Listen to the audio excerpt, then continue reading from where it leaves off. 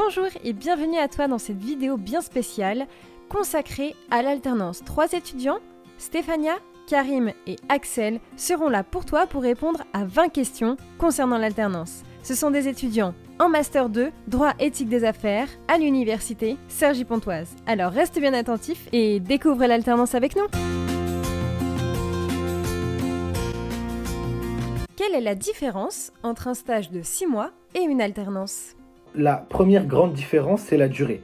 Pour un simple stage d'études, c'est une durée de 6 mois, voire 3 mois ou 2 mois pour certains masters. Dans le cadre d'un contrat d'alternance, la durée est d'1 an, ce qui nous permet de vraiment être intégrés au sein de notre équipe et au sein de l'entreprise, et donc d'accompagner des projets de la création à son aboutissement. Est-ce que l'alternance est un atout pour entrer dans le monde professionnel ? À mon sens, l'alternance est un vrai atout avant de rentrer dans le monde professionnel. Tout d'abord parce que ça permet de concrétiser vraiment tout le savoir théorique qu'on a accumulé pendant les 4 années de droit faites précédemment. Et sans ça, à mon avis, l'entrée dans le monde professionnel est beaucoup plus compliquée. Quelle est la différence entre un contrat d'apprentissage et un contrat de professionnalisation ? Alors il y a plusieurs éléments qui vont jouer selon le type de contrat qui sera le vôtre dans le cadre d'une alternance. Celui de la formation est essentiel. Si vous êtes en formation initiale, là vous serez dans le cadre d'un contrat d'apprentissage. Et si vous êtes en formation continue, là ce sera un contrat de professionnalisation. Il y a d'autres critères qui concernent davantage votre profil ou votre âge. Et pour plus d'informations, je vous invite à consulter le lien qui est en description.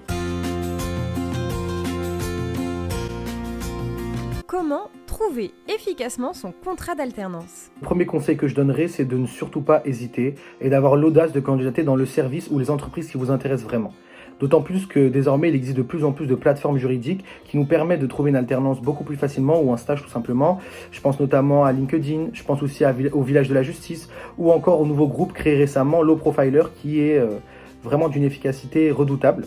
Dans le cadre de mon Master 2, nous n'avons pas eu cette épreuve ou ce défi de rechercher une alternance parce que notre master a tout simplement des partenaires et donc nous avons été directement appelés par les entreprises pour obtenir cette alternance.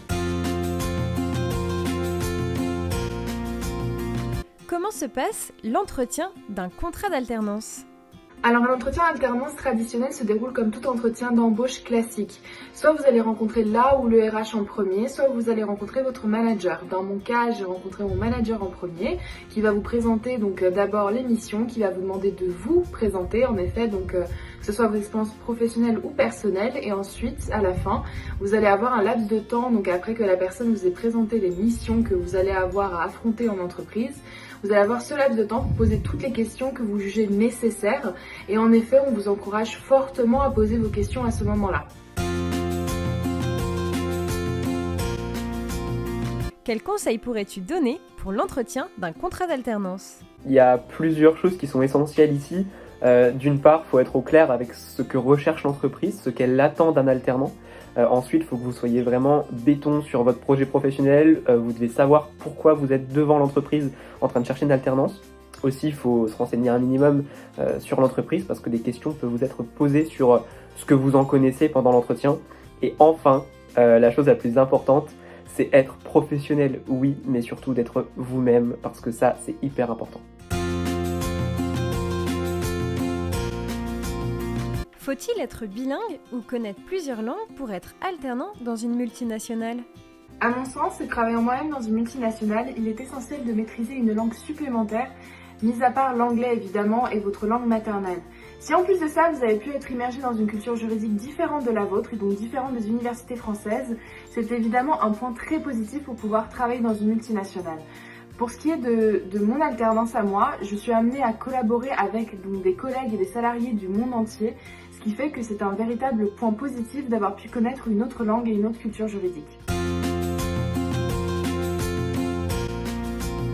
Quelles sont les questions à poser lors d'un entretien pour un contrat d'alternance ? Alors il y a plusieurs questions qu'on peut poser pendant un entretien d'alternance. C'est vraiment au feeling de tout à chacun. Il y a des questions qui me semblent cependant indispensables ou très intéressantes. Première question, c'est quelles sont les missions qui sont confiées à un alternant. Deuxième question, c'est quelle est la culture d'entreprise par rapport aux alternants. Est-ce qu'ils vont bosser tout seuls? Est-ce qu'ils sont plusieurs? Est-ce qu'ils vont bosser en équipe? Donc c'est une question qui est très intéressante. Troisième question, ce seraient les évolutions possibles concernant le contrat d'apprentissage. Et enfin, la dernière question, et la pas les moindres, qui est la question polémique à poser ou non en entretien d'alternance, la question de la rémunération. Certains n'hésitent pas à la poser. Dans tous les cas, avant de signer votre contrat, votre rémunération sera inscrite dans votre contrat et donc vous pourrez prendre votre décision à ce moment-là. Comment choisir son alternance? Alors à mon sens, il y a 3 critères principaux à prendre en compte lors de son choix final d'alternance. Le premier, c'est la réputation de l'entreprise et sa pratique. Le deuxième, c'est la rémunération. Et le troisième, c'est les missions et l'ambiance. Le critère le plus important à mon sens est l'ambiance et les missions qu'on vous propose. Il faut vraiment que l'alternant soit à l'aise pour qu'il fasse un travail de qualité et qu'il soit tout simplement heureux pendant son année d'alternance. Quel est le rythme de travail entre cours et entreprise? Alors dans le master droit éthique des affaires, on suit un rythme avec 3 jours par semaine, le lundi, mardi, mercredi en entreprise et 2 jours, donc le jeudi et le vendredi, en cours à l'université. Parfois on peut avoir des semaines de cours intensifs ou des semaines en étant totalement en entreprise et dans d'autres formations on peut trouver différents rythmes du style 3 semaines, 1 semaine ou un peu plus originalement parfois 3 mois ou plein d'autres choses.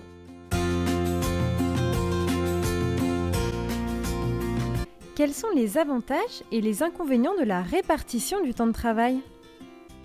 Alors en inconvénient, évidemment, c'est peut-être le fait que l'année passe très vite, faire 3 jours, 2 jours, c'est vrai que ça enchaîne, mais c'est pas vraiment un inconvénient, c'est peut-être plus un conseil que je peux vous donner si vous avez cette répartition.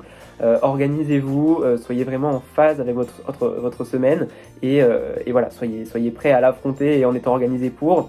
Par contre, il y a énormément d'avantages à ça, c'est le fait qu'on entre dans le monde professionnel en douceur, qu'on est vraiment accompagné, qu'on peut faire facilement le parallèle entre les cours et les missions exercées en entreprise toute l'année. Et dans le cadre de notre professionnalisation future, c'est vrai que c'est hyper intéressant de fonctionner comme ça.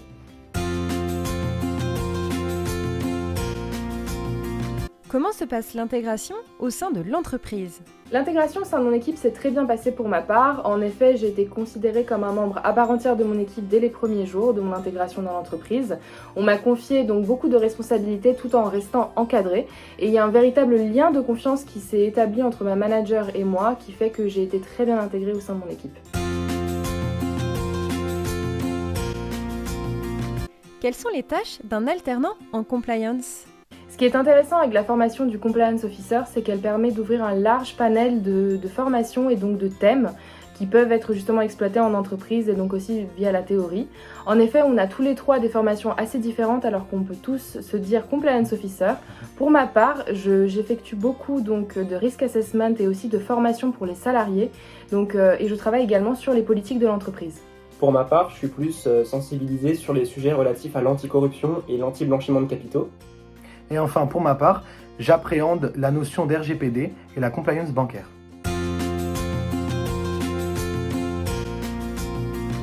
Quelles sont les grandes différences entre la pratique en entreprise et la théorie que l'on étudie à l'université? Alors il y a forcément un lien entre les matières que l'on étudie à l'université et les missions que l'on nous confie en tant qu'alternant. Cependant, il peut arriver parfois que des missions relèvent de domaines nouveaux et donc on n'a pas les compétences forcément. Mais ça permet de développer une des qualités qui est essentielle à tout bon professionnel, qui est l'adaptabilité.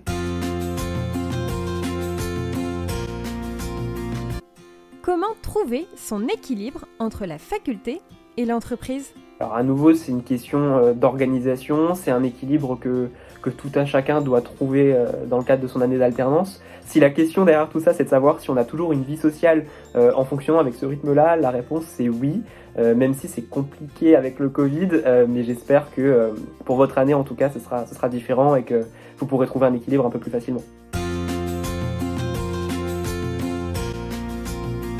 Est-ce que l'année d'alternance est une année plus particulière? Cette année est à mon sens vraiment essentielle et vraiment parfaite d'un point de vue formation. Pourquoi? Car elle allie vraiment l'alternance qui est le savoir pratique et la formation théorique. En effet, l'un ne va pas sans l'autre et c'est quelque chose qu'on remarque peu dans les formations des universités françaises. Alors je considère essentiel vraiment de pouvoir faire et suivre donc une formation en alternance. Et de plus, chose non négligeable, c'est qu'on peut devenir indépendant financièrement. Quel est le salaire d'un alternant? Alors c'est une question intéressante qui fait souvent aussi polémique et qui attire toutes les curiosités. On peut donner l'exemple de notre Master 2. Au sein de notre Master 2, la fourchette se situe entre 1100 € et 1600 €. La moyenne, elle, est plutôt aux alentours de 1300-1400 €. Il faut aussi garder en tête qu'il y a un minimum légal en tant qu'alternant qui est aux alentours de 900 €. Comment est financée l'année en alternance? Alors ça va dépendre des formations. On peut avoir des formations où l'année de Master 2 d'alternance est financée par l'entreprise avec le CFA en tout ou partie, ou alors aussi en tout ou partie par vous-même. Mais dans le cas de notre Master 2, c'est l'entreprise et le CFA qui prennent en charge l'intégralité de la formation. Quels sont les frais financés par l'entreprise? Alors avant tout, il faut savoir que chaque alternant a le statut de salarié et pas le statut de stagiaire qui est sensiblement moins protecteur. Les frais financés par l'entreprise, ça va pouvoir être le transport. Chaque entreprise doit financer au moins 50% des frais de transport annuels de chaque salarié. En dehors de ça, on va avoir tout ce qui est restauration. Donc ça va dépendre des entreprises. Vous pourrez avoir des tickets restaurants, des chèques repas ou alors un restaurant d'entreprise. Peut-on être embauché après son alternance? Alors, c'est une question qui intéresse tout alternant évidemment, si jamais ça se passe bien et que l'alternance est intéressante. Dans tous les cas, ça dépend des entreprises, ça dépend du contexte évidemment, mais c'est une question à poser très en amont. Si jamais vous ressentez le besoin d'en parler à votre manager, il ne faut pas attendre le dernier mois d'alternance pour en parler.